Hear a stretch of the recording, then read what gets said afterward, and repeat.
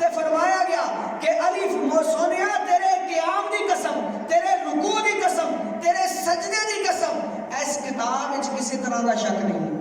تے حضور دا قیام، حضور دا رکوع، حضور دا سجدہ کیسا سی کہ رب نے قرآن وچ ہی فرمایا قم اللیل الا قلیلا کہ اے سونیا رات نو تھوڑا قیام کریا کر۔ حضور کنا قیام کرتے سن راتی کہ انا قیام کرتے سن کہ انا کھلوتے سن نماز وچ کہ حضور دے پیراں تے سوجن ہو جاندی سی، ورم آ جاندے سن، اتنا قیام نبی کریم علیہ السلام فرماتے ہیں۔ آج ہم غور کریں، ہم اس نبی کا کلمہ پڑھنے والے ہیں، ہمارے نبی کریم علیہ السلام رات کو اتنا قیام کریں کہ ان کے پاؤں پہ ورم آ جائے، اور ہماری کیفیت یہ ہو ہم ہٹے کٹے گلیوں بازاروں میں رات 2-2 بجے تک کھڑے ہونے والے مگر تراویح پڑھنے کے لیے نہ آ سکے، ہم تراویح میں نہ کھڑے ہو سکے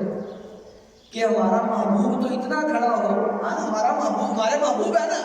ہم ان سے محبت تو کرتے ہیں اور ان کی محبت کے بغیر تو چارہ ہی کوئی نہیں ہے، تو وہ اتنا قیام کرے کہ ان کے پاؤں میں ورم آ جائے۔ بعض روایتوں میں ہے کہ رمضان آتا تو نبی کریم علیہ السلام رات کو بستر پہ تشریف نہ لے کے آتے، اور عام دنوں میں بھی حضور علیہ السلام ساری رات قیام کیا کرتے، ساری رات نماز پڑھا کرتے۔ تو جب یہ کیفیت ہو ہمارے نبی کی اور ہماری کیفیت یہ ہو کہ ہم سے تراویح میں بھی نہ کھڑا ہوا جائے، اور تراویح میں کتنا ٹائم ہوتا ہے؟ تقریباً 1 گھنٹہ، جہاں پہ قرآن مکمل سنایا جا رہا ہے، 1.25 سپارہ پڑھتے ہیں قاری صاحبان، کہیں 1.5 سپارہ پڑھتے ہیں، کہیں 1 سپارہ پڑھتے ہیں، اور تقریباً 1 گھنٹہ لگتا ہے نماز عشاء کے علاوہ۔ تو ہم کوشش کریں کہ ہم تراویح کی نماز پڑھا کریں کہ یہ بڑی بابرکت چیز ہے، اور جو ایک سجدہ بھی کرتا ہے نا رمضان کی راتوں میں، اللہ تعالیٰ اسے ایک سجدے کے بدلے 1500 نیکیاں عطا فرماتا ہے۔ تو اب البتہ ہماری بات چل رہی تھی کہ اللہ تعالیٰ نے حضور کے قیام کی قسم ارشاد فرمائی، اور حضور کے رکوع کی قسم ارشاد فرمائی، حضور کے سجدے کی قسم ارشاد فرمائی، اور حضور کا سجدہ کیسا ہوتا تھا؟ ساری رات سجدہ کرتے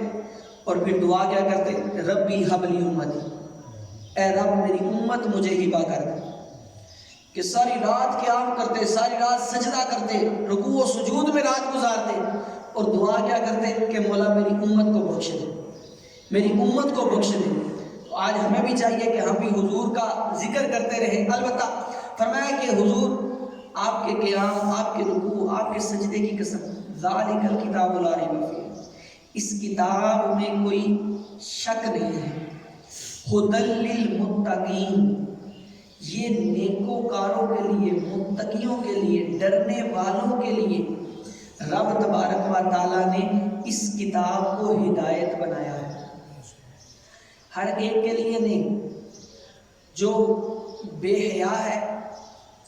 حضور نے فرمایا کہ جب تمہاری حیا چلی جائے تو جو جی چاہے کرو۔ جس کے اندر حیا نہیں ہے، جس کے اندر حیا جس کے اندر نہیں ہوتی نا، تو یہ نہیں کہ صرف کسی ایک ہی چیز